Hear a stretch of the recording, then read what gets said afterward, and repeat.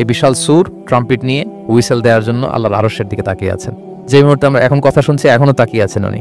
3টা ফুৎকার দেওয়ার জন্য আল্লাহ তাআলা ওনাকে সৃষ্টি করেছেন। প্রথম ফুৎকারটাকে বলে নাফখাতুল ফাজা, যে ফুৎকারের সাথে সাথে মানুষগুলো তটস্থ হয়ে যাবে, পৃথিবীর মানুষ তটস্থ হয়ে যাবে। যখন তটস্থ হবে তখন কি অবস্থা হবে সেটাই আল্লাহ তাআলা এই সূরার প্রথম আয়াতে বললেন যে ইদা জুলজিলাতিল আরদু জিলজালাহা, যখন পুরো পৃথিবীকে প্রকম্পিত করা হবে মারাত্মকভাবে।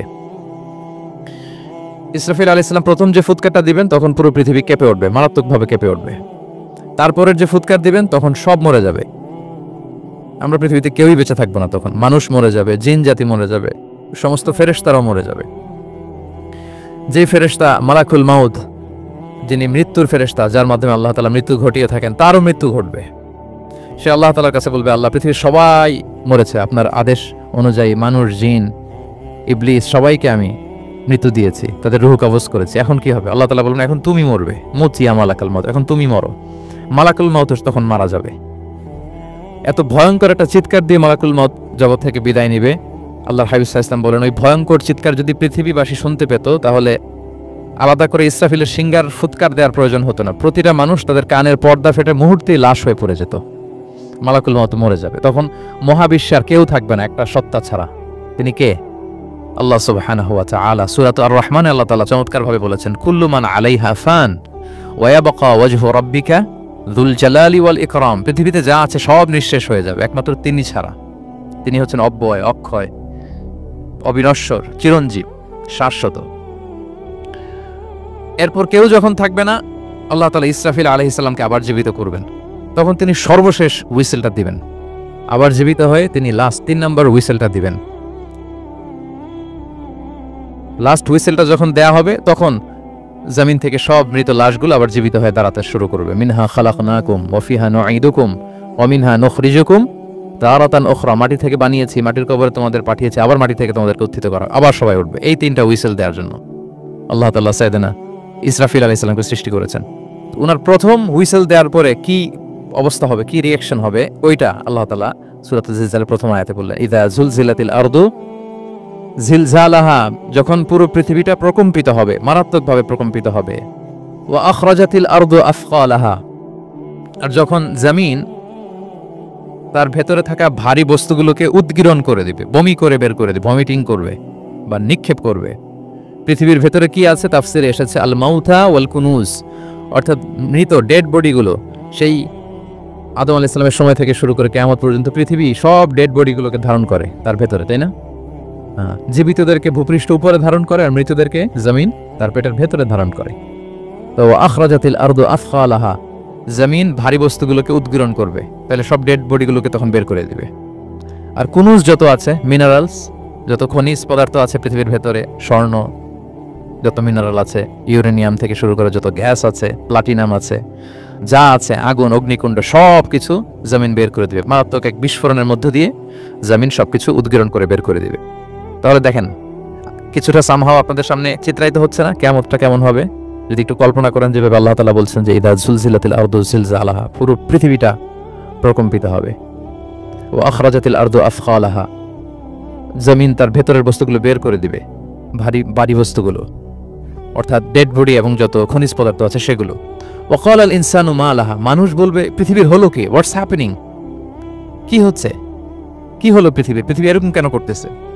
যে আয়াতটা বলেছিলাম যে ইন্না জালজালাতাস সাআতি শাইউন আযীম, সেখানে আল্লাহ তাআলা বলছেন ইয়াউমা তারাউনাহা তাযহালু কুল্লু মুরদিআতিন আম্মা আরদাআত ওয়া তাদউ কুল্লু যাতি হামলিন হামলাহা ওয়া তারান নাসা সুকারা ওয়া মা হুম বিসুকারা ওয়ালাকিন্না আযাবাল্লাহি শাদীদ। মানুষের ফার্স্ট রিঅ্যাকশন কি হবে এই আর্থকোয়েকের পরে? এই আয়াতে চমৎকারভাবে আল্লাহ তাআলা বলছেন। আল্লাহ বলছেন যে পরিস্থিতিটা এত ভয়ঙ্কর হবে, কারণ এরকম ভূকম্পন তো পৃথিবীবাসী দেখেনি। এত মারাত্মক ভূমিকম্প হবে যে দুধ খাওয়াচ্ছে এরকম মা তার দুধের বাচ্চার কথা ভুলে যাবে। আল্লাহু আকবার।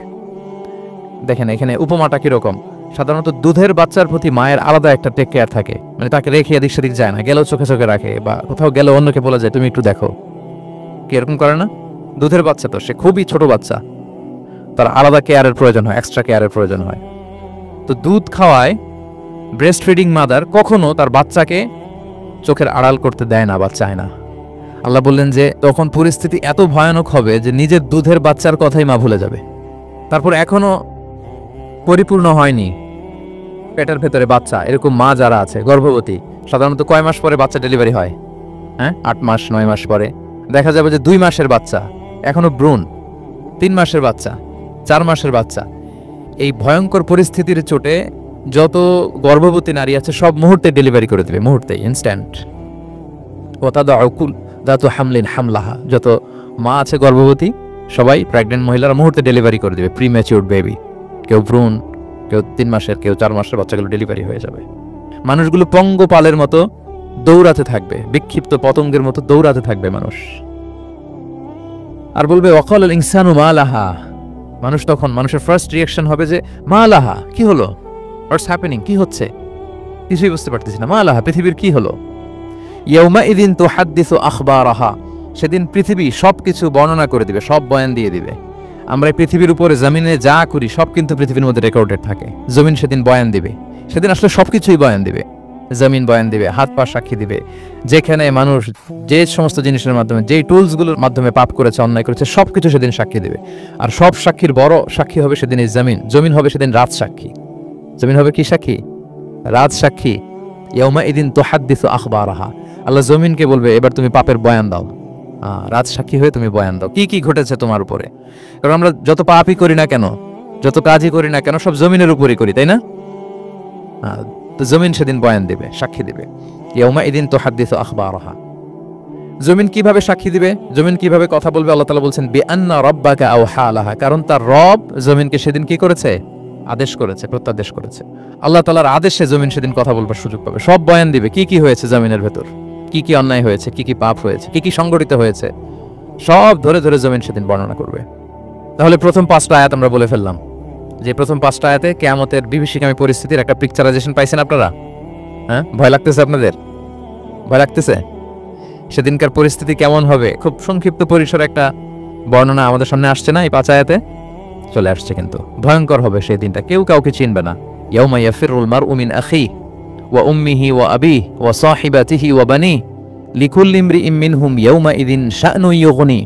ভাই ভাইকে দেখে পালাবে, পরিচয় দিবে না। বন্ধু বন্ধুকে দেখে পালাবে, স্বামী স্ত্রীকে দেখে পালাবে, প্রিয়তমা স্ত্রীকে পরিচয় দিবে না, কলেজের টুকরা সন্তানকে পরিচয়, কেউ কাউকে চিনবে না। সবাই নাফসি নাফসি, সবাই নাফসি নাফসি।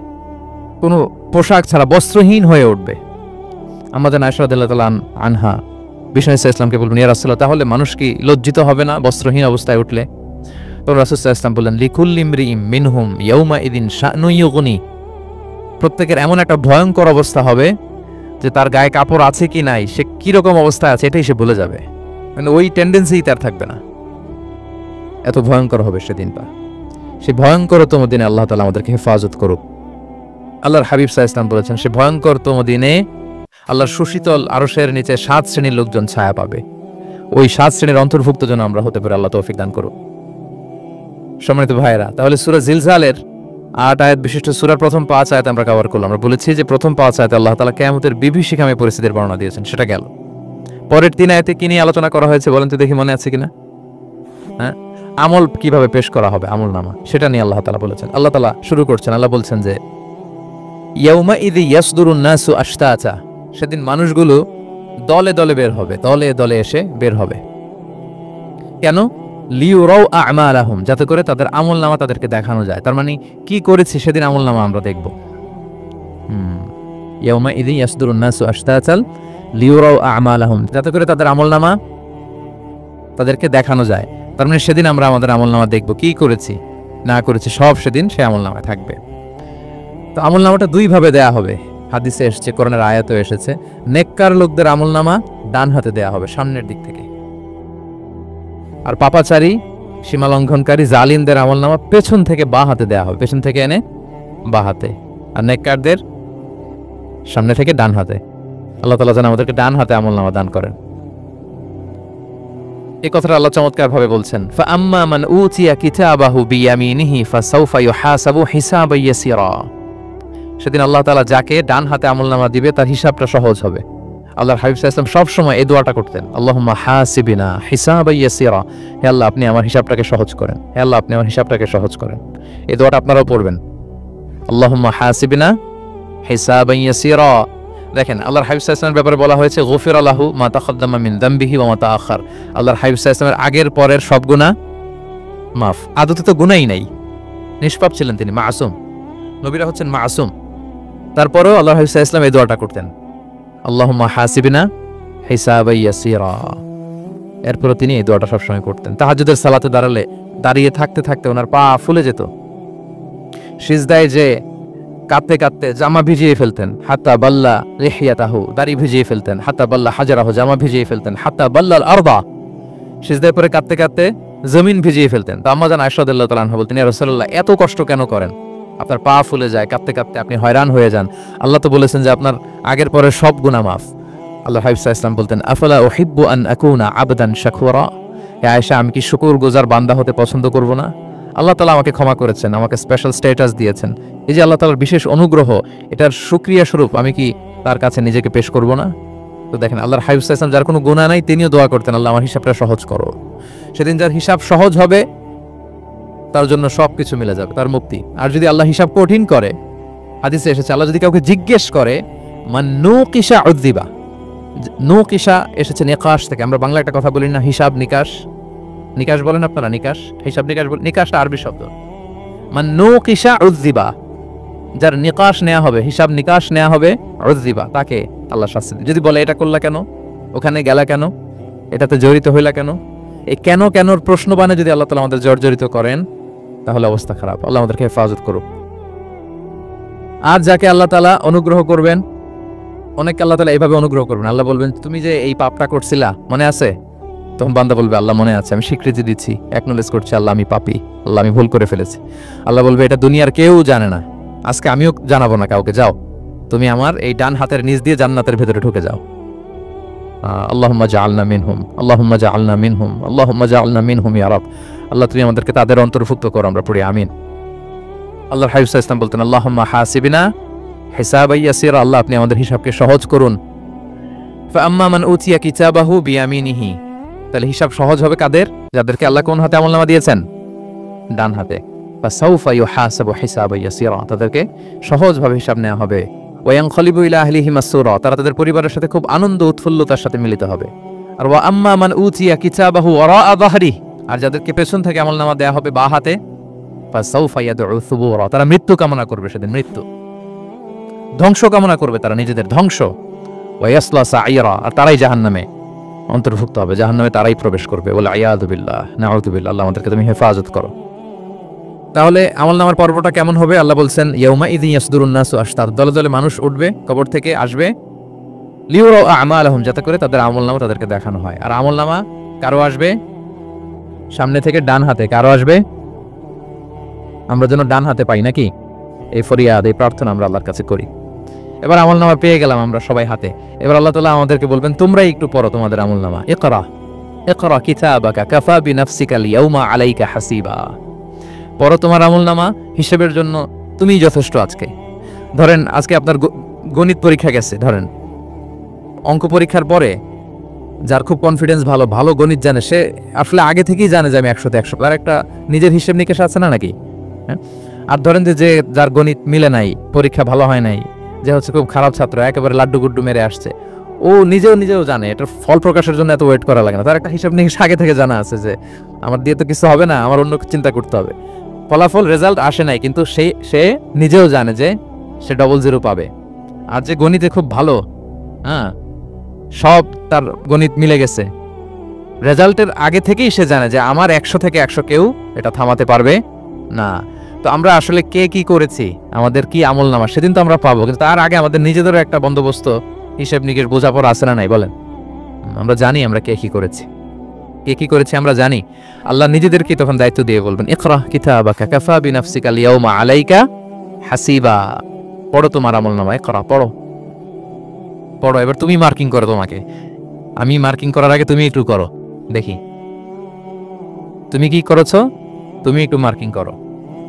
তো আমলনামা পাওয়ার পরে আমাদের যে প্রতিক্রিয়া হবে সেটা আল্লাহ কোরআনে তুলে ধরেছেন। আল্লাহ তাআলা বলছেন যে মানুষ বলবে মালি হাযাল কিতাবি লা ইউগাদিরু সগীরাতান ওয়ালা কাবীরাতান ইল্লা আহসাহা, এটা কেমন আমলনামা, ছোট বড় কোনো কিছু মিসিং হয় না এখানে। আল্লাহু আকবার, কিছু মিস হয় নাই। অনেক কিছু আপনারও মনে নাই, কিন্তু দেখার পরে মনে হবে। ধরেন ঠিক এই মুহূর্তে গত বছর রমাদানের এই দিনে আমরা কোথায় ইফতারি করছিলাম হুট করে জিজ্ঞেস করলে আমি বলতে পারবো? বলতে পারবেন আপনি? কিন্তু হিসাবটিও মিলাই দিলে তখন মনে করবো তাই তো, আমি তো ওই সময় এটা করছি, ওই সময় তো এখানে ছিল। আমলনামা দেখে মানুষের ফার্স্ট রিঅ্যাকশন হবে মালি হাদাল কিতাবি লা ইগাদিরু সগীরাতান ওয়ালা কাবীরাতান ইল্লা, এটা কেমন আমলনামা, সব মিলে যাচ্ছে, তাই তো, এমনটাই তো করেছি আমি। সগীরাতান ওয়ালা কাবীরা, ছোট বড় তুচ্ছ নগণ্য সব আল্লাহ তাআলা তুলে ধরেছেন সেখানে, সব আমলনামায় তুলে ধরেছেন। মুমিনরা তো আমলনামা পেয়ে মহা খুশি, তাদের চেহারা হবে সেদিন উজ্জ্বল, প্রফুল্ল, প্রস্ফুটিত। উজুহু ইয়াউমাইদিন মুসফিরা দাহিকাতুম মুস্তাবশিরা, উজ্জ্বল থাকবে তাদের চেহারা। আর আরেক দলের চেহারা, যাদের আমলনামা বা হাতে দেয়া হয়েছে, তারা চিৎকার করবে, তারা নিজেদের ধ্বংস কামনা করবে, মৃত্যু কামনা করবে, তারা বাঁচার জন্য মুমিনদের কাতারে ঢুকে যেতে চাইবে। আল্লাহ তাআলা বলবেন না, আজকে ঢোকার সুযোগ নাই। ওয়ামতাজুল ইয়াউমা আইয়ুহাল মুজরিমুন, পাপীদেরকে আজকে আলাদা করে ফেলো।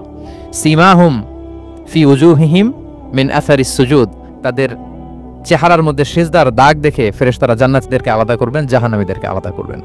এবার যখন বলা হবে আমলনামা পড়ো, তোমাদের কোনো মন্তব্য আছে কিনা, তারা অস্বীকার করবে। শুরুতে বাঁচার জন্য কি করবে?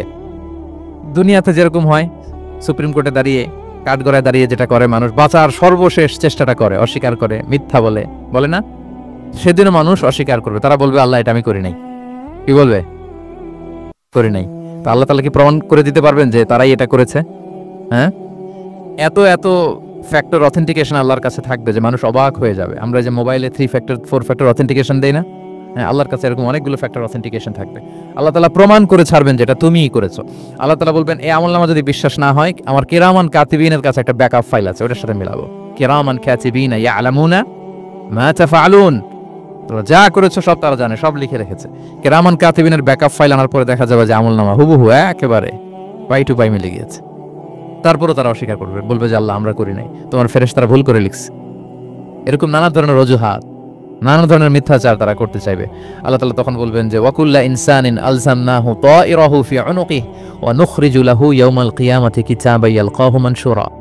আমাদের এই যে গ্রীবা লগ্নে আমরা যা করি সব কিছুর একটা ব্যাকআপ ফাইল আছে এখানে, সেদিন আল্লাহ তাআলা সেখান থেকে বের করবেন আমাদের আমলনামা। আল্লাহু আকবার। এই যে আমরা যা বলি এখানে রেকর্ড হয়ে যায়, এই জায়গাটাতে, গলার এইখানটাতে আল্লাহ রেকর্ড করে রাখেন, এবং সেদিন এখান থেকে আল্লাহ তাআলা একটা প্রিন্ট আউট বের করে দেখাবেন যে এই দেখো তোমার আমলনামা, কিরামান কাতিবিনের আমলনামা ব্যাকআপ ফাইল, এই যে তোমার এখানে গ্রীবালগ্নে আমি যেটা রেখেছি সেভ করে, এটাও মিলে যাচ্ছে। এরপর মানুষ অনেকে বিশ্বাস করবে না। ফিঙ্গারপ্রিন্ট দিয়ে আল্লাহ তাআলা মিলাবেন। দুনিয়াতে আমরা বায়োমেট্রিক অথেন্টিকেশন করি না, এটা আয়াহসাবুল ইনসানু আল্লা নাজমা ইদামা বালা কাদিরিনা আলা আন নুসাউইয়া বানানা, কারো ফিঙ্গারপ্রিন্টের সাথে কারোটা মিলে না, অস্বীকার করার কোনো সুযোগ থাকবে? এরপরও অনেকে বিশ্বাস করবে না, এরপরও অনেকে মানতে চাইবে না। আল্লাহ তাআলা আজবুজ জানাব থেকে আরেকটা কপি বের করবেন। আমাদের প্রত্যেকের ব্যাকবোনের নিচে কক্সিক্স আছে, ট্রায়াঙ্গেল, ছোট্ট একটা হাড্ডির কণা, আমাদের যে শিরদাঁড়ার একেবারে নিচে, এটাকে হাদিসের ভাষায় বলে আজবুজ জানাব। ইন্না ফিল ইনসানি আযমান, মানুষের দেহে একটা ছোট্ট হাড্ডি কণিকা আছে, লা তাআকুলুহুল আরদু আবাদা, জমিন কখনো ওই হাড্ডি কণিকা খেতে পারে না। ওয়া মিনহা ইউরাক্কাবুল খালকু ইয়াউমাল কিয়ামা, কিয়ামতের দিন সেখান থেকে সৃষ্টিকে আবার তোলা হবে, সেটার সাথে আল্লাহ তাআলা মিলাবেন, সেখান থেকেও প্রমাণিত হবে।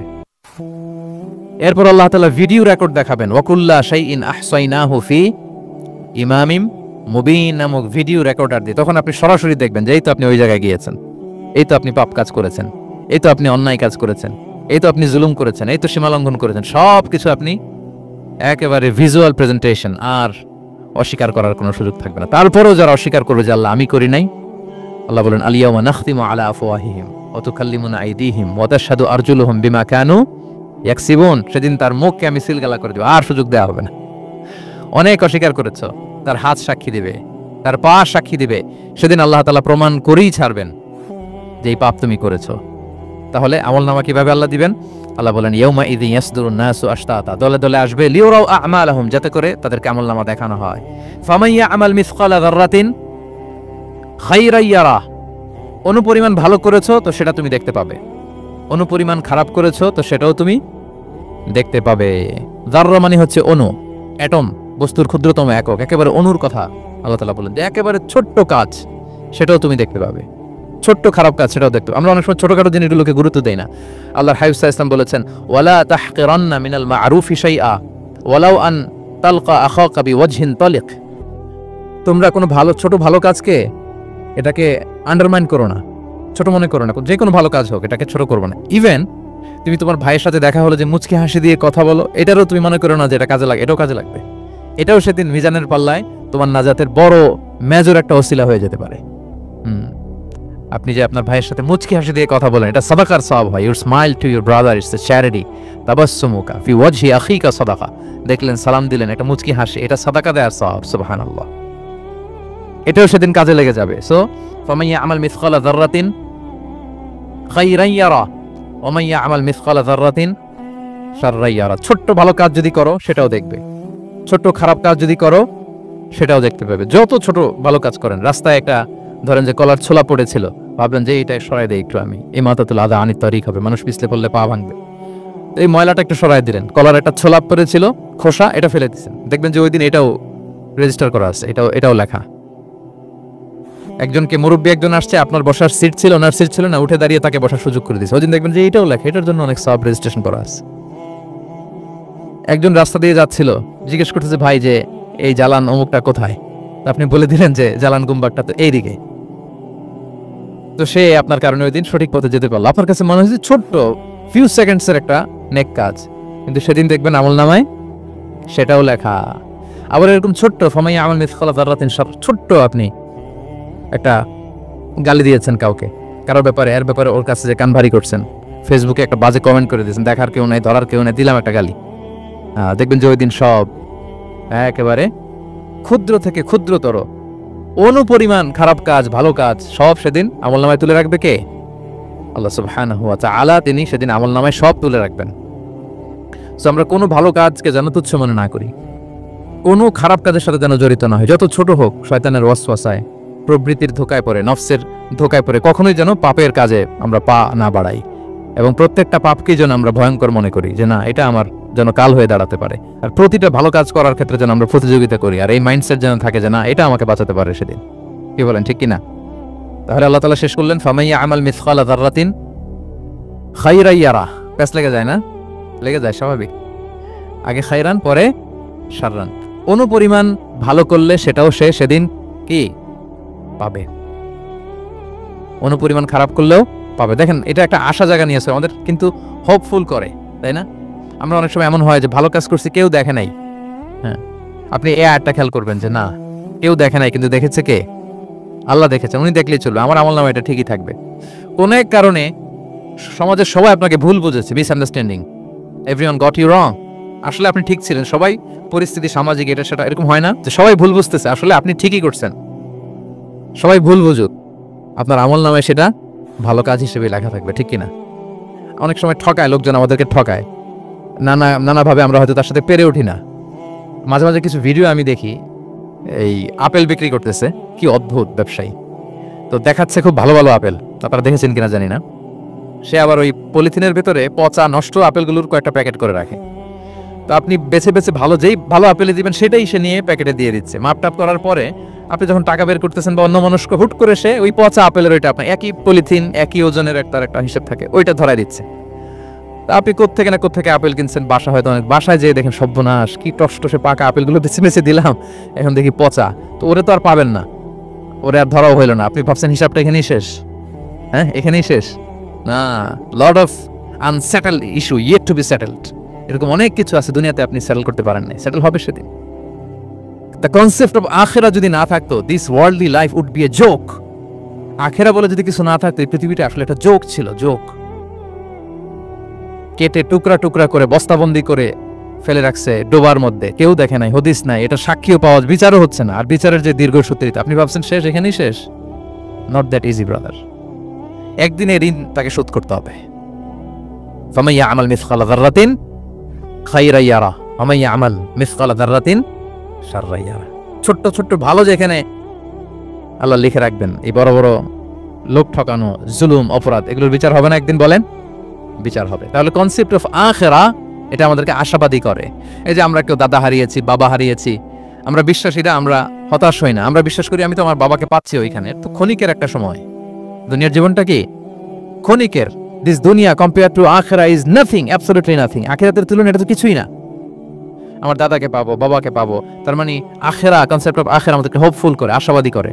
দুনিয়াতে আমাকে ভুল বুঝেছে, মানুষ ঠকিয়েছে, আমি অনেক কিছু বিচার পাই না, আমি সেদিন পাবো। তো আপনাকে হোপফুল করছে না, এটা আশাবাদী করছে না? আখেরাত আমাদেরকে কি করে?